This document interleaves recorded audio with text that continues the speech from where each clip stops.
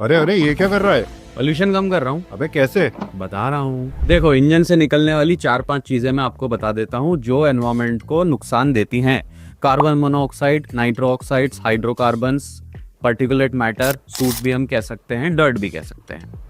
तो बेसिकली इसमें ऐसा होता है कि जो पहला स्टेप इन्वॉल्व है एमिशन को कम करने में वो है ईजीआर, और ईजीआर काम करता है एनओएक्स के लिए। कैसे करता है मैं पिछली रील में बता चुका हूँ, लेकिन इसके बाद वेरियस स्टेजेस आगे क्या हैं उसकी बात करेंगे। तो ईजीआर ने अपना काम कर दिया और थोड़ी बहुत एनओएक्स कम कर दी, लेकिन जो बाकी गैसेस थी सीओ, पीएम और आपकी हाइड्रोकार्बन, उनका क्या हुआ? तो उसके बाद वो गई एक चेंबर में। वो चेंबर 2 पार्ट में बटा हुआ था, एक था डीओसी, डीजल ऑक्सीडेशन कैटलिस्ट, एक था डीपीएफ। तो इसमें जैसे ही आपकी सीओ एंटर हुई और हाइड्रोकार्बन एंटर हुए, ये ऑक्सीडेशन में चला गया और इसका जो आउटपुट निकला वो था CO2 और H2O। और उसके बाद जो बगल में डीपीएफ लगा था, क्योंकि चेंबर 2 में बटा हुआ है, तो जो पीएम पार्टिकल था, पार्टिकुलेट मैटर और सूट, वो हमने पकड़ लिया डीपीएफ में। लेकिन एनओएक्स तो भाग गया निकल के, उसको तो कोई फिल्टर ही नहीं कर पाया। उसके लिए हमने आगे लगाया SCR, सिलेक्टिव कैटालिटिक रिडक्शन।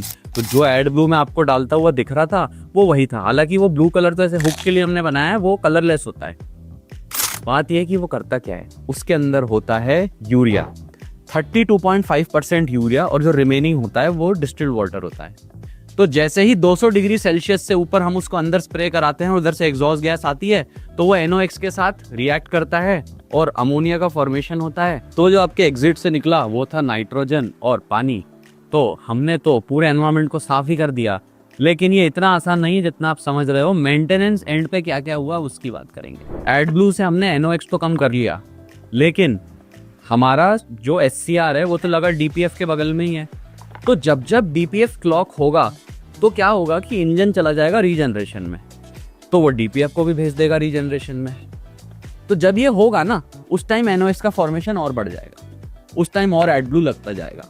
अगर ये बार बार रीजनरेशन हो रहा है या DPF ब्लॉक ही हो गया, फिर उस केस में इसमें जो क्रिस्टल्स हैं, जो यूरिया के क्रिस्टल्स हैं, वो आपके SCR में जमने लगेंगे।